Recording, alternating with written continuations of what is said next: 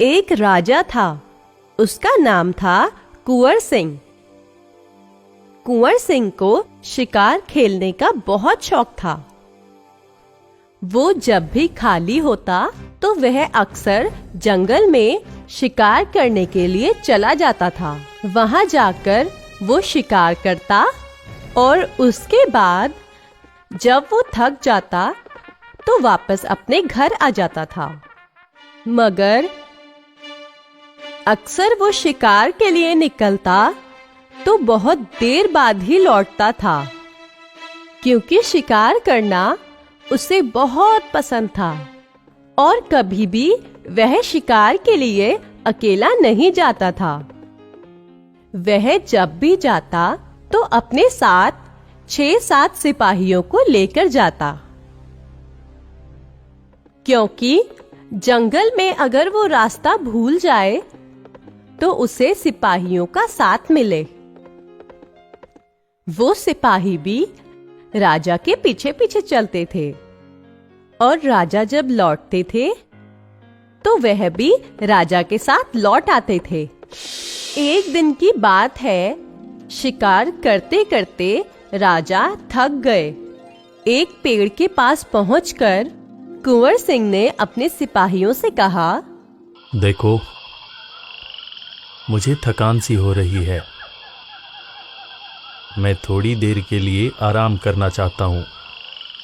तुम सब यही रहना, कहीं मत जाना, और जब मैं उठूंगा तब हम वापस शिकार को जाएंगे। जो आज्ञा सरकार। आप आराम से विश्राम कीजिए। हम सब यहीं पर हैं। आप निश्चिंत होकर सोइए। उस राजा की आंख लगने ही वाली थी जब तक उसे एक बंदर के कराहने की आवाज आई। उसने नजर घुमाई तो उसने देखा एक बंदर का छोटा सा बच्चा, जिसके हाथ पे चोट का निशान था, वो चिल्ला रहा था। वो राजा फौरन उस बंदर के बच्चे के पास गया और उसको उठाकर बड़े प्यार से पुचकारा और राजा ने अपने सिपाहियों से कहा, बैग से दवाएं और मलहम पट्टी निकालकर इस बंदर की मलहम पट्टी करो। इसे मैं अपने साथ लेकर अपने राजमहल जाना चाहता हूं। जो आज्ञा सरकार। सिपाहियों ने बंदर के बच्चे की मलहम पट्टी की। उसके बाद वो बंदर के बच्चे को लेकर राजा के साथ राजमहल आ गए। राजा ने लगातार कुछ दिनों तक बंदर के बच्चे का इलाज करवाया, जिससे बंदर का बच्चा बिल्कुल ठीक हो गया। बंदर के बच्चे का राजा से लगाव हो गया। राजा ने भी फैसला किया कि अब ये बंदर यहीं रहेगा। हालांकि मंत्रियों ने राजा को समझाया, महाराज, बंदर आखिर है तो जानवर ही। आपको उसको अपने साथ नहीं रखना चाहिए। मगर राजा जिद पे अड़ गया।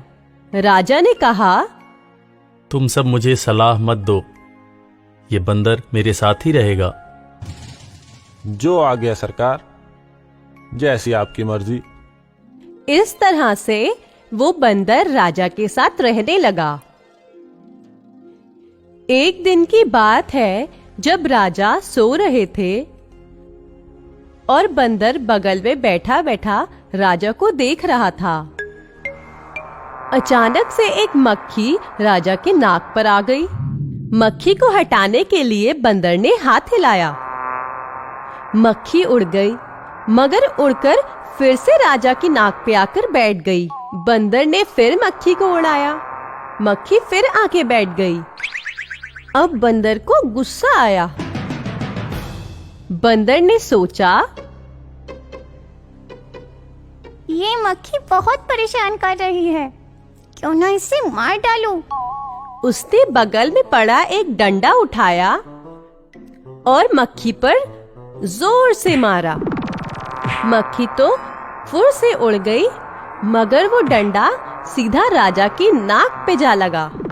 राजा दर्द के मारे चीखने चिल्लाने लगे।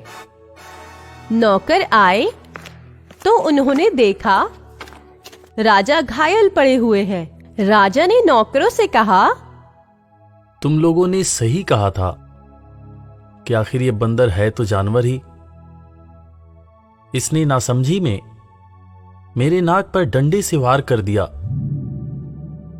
ऐसा करो, इस बंदर को ले जाकर जंगल में छोड़ आओ। जो आज्ञा सरकार। इस तरह से सिपाहियों ने उस बंदर को पकड़कर जंगल में छोड़ दिया। राजा को यह बात समझ में आ गई थी कि किसी नासमझ इंसान या जानवर को अपने साथ रखना खतरे से खाली नहीं होता है।